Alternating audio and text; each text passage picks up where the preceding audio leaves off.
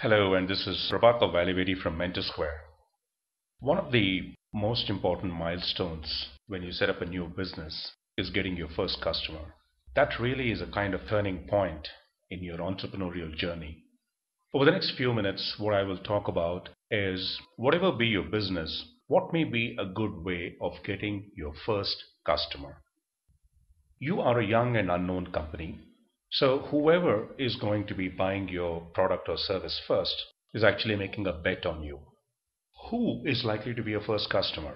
How do you access your first customer? What's your pitch to your first customer is what I will be talking about. At this point in time in your entrepreneurial journey, what you have done is to set up a company making a product or a service because you have established a need for this kind of product or service in the market, which means that you know who the possible users of your product might be. So you know your target market, you know where your potential customers are. You also have a team which is very enthusiastic to drive this business forward, and possibly from your initial capital which you have raised or which you have put in, you have some money left over in the bank. And what you need now is access to some potential customers.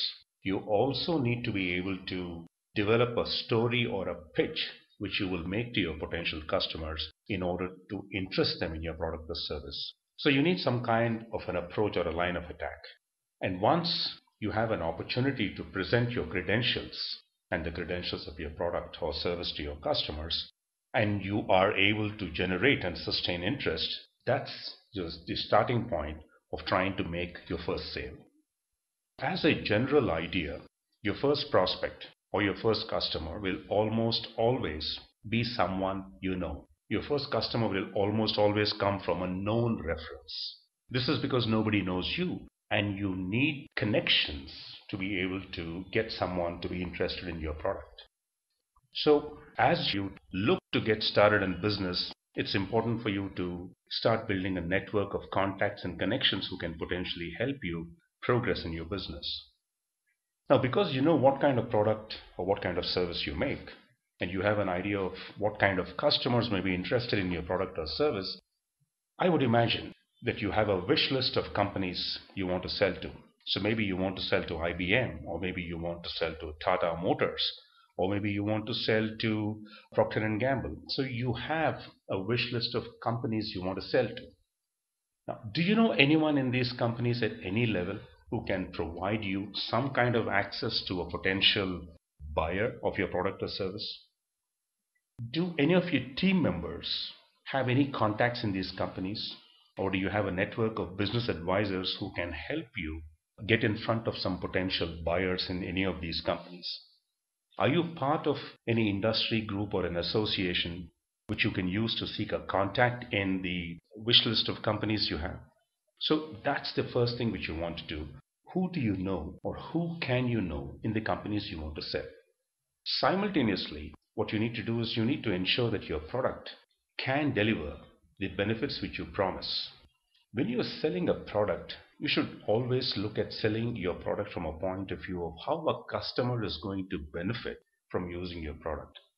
It's never a good idea to talk about a product from a point of view of what your company has done about the product. What a customer is interested in knowing is how he will benefit from your product. So if you think that you can deliver the following benefits to your customer, do you have some test data or performance data which you can support your claims? Do you have a clear story and you have a pitch? Even before you go and meet any of these contacts, you must know how a customer will benefit from using your product.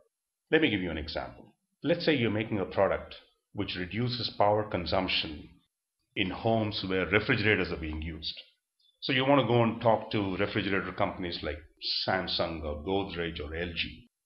Now, it's not enough to go and tell them that you have a product which essentially helps reduce power consumption. What you should be able to say is, by using my product, a customer can obtain a saving of 15% in his power bills. Now, that is being specific. That is showing that there is a real benefit in using your product. When you make a claim like that, you need to be able to back up the claim by producing test data.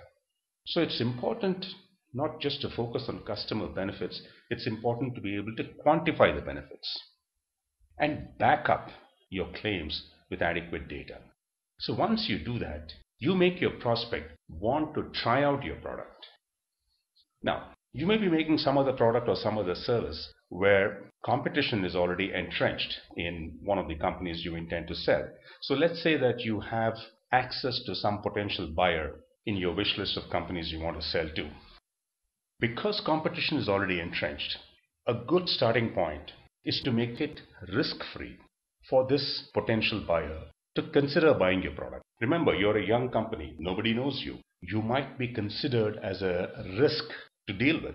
So you have to make it risk-free for a company to consider your product or service. And the way you do it is, if competition is entrenched and you're looking to make an entry into a company, ask for a non-critical area or ask for a parallel area where you can demonstrate your product's benefits and hopefully demonstrate the superiority of your products over competitors' product.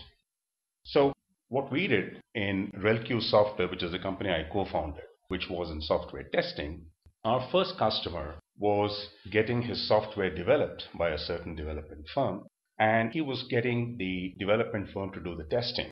So we went to this company and said, let them do it. Can you give us an opportunity? Can you give us the same product and allow our engineers to test the product?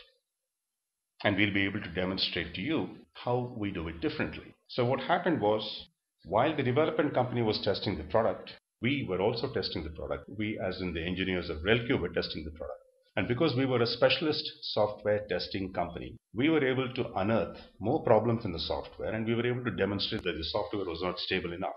So it was very easy for the customer to see the benefits of using RelQ as an independent software testing company rather than using the development house. It was risk-free because if we hadn't done a good job, the development company was doing work anyway in terms of testing the product. So what we did in RelQ, we demonstrated that the way we do it is different, and therefore by retaining RelQ, we'll be able to help you deliver a piece of software which is rugged and robust and which would work. That is an approach you might want to consider when you're trying to sell your product or your service. That's why you need to make it risk-free for your customer to consider you and your product or service. And once you have an opportunity, you have to show that your product works. You have to work overtime to make sure that not only your product works and delivers the benefits, but you need to be able to show measurable benefits. Make whatever changes are required in order to demonstrate that your product works.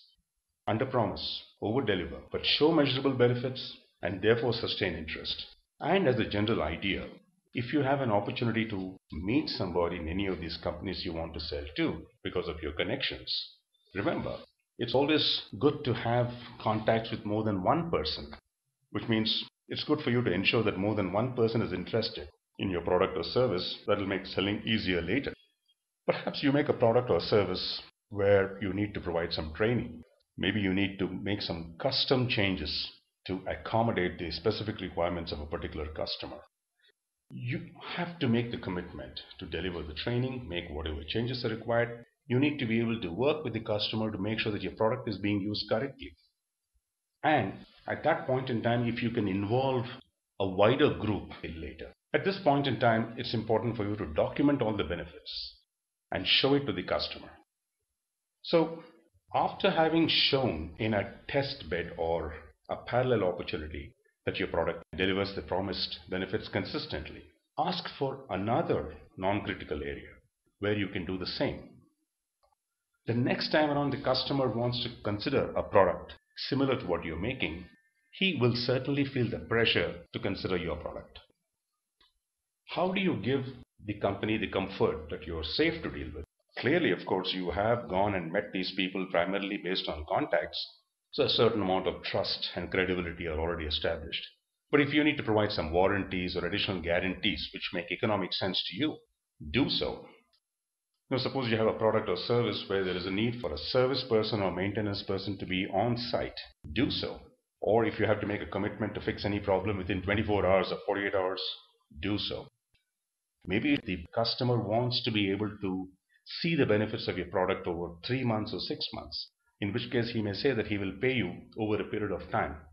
maybe you should consider that if your initial cash position permits you to do so. But if you're doing that, please make sure that you offer that as a one-time concession, not as an enduring commercial arrangement. So when you do these different things, demonstrate the benefits of your product, quantify the benefits, show that you're willing to make the commitment to whatever warranties and guarantees are required, place a service person on site, and seek deferred payments, that's when you actually make it a little easy for a customer to consider you. So, in summary, you are ready to sell when you are in a position to demonstrate the benefits of your product. Your first customer will almost always be from a known source. You have to make it risk-free for this customer to consider your product or service. Seek a non-critical area and demonstrate your product's benefits. You must be able to show that the product works consistently and if possible, show that your product delivers value for money. Now, your first customer is now ready to become your customer. Thank you very much. This is Prabhakar Valivati from MentorSquare.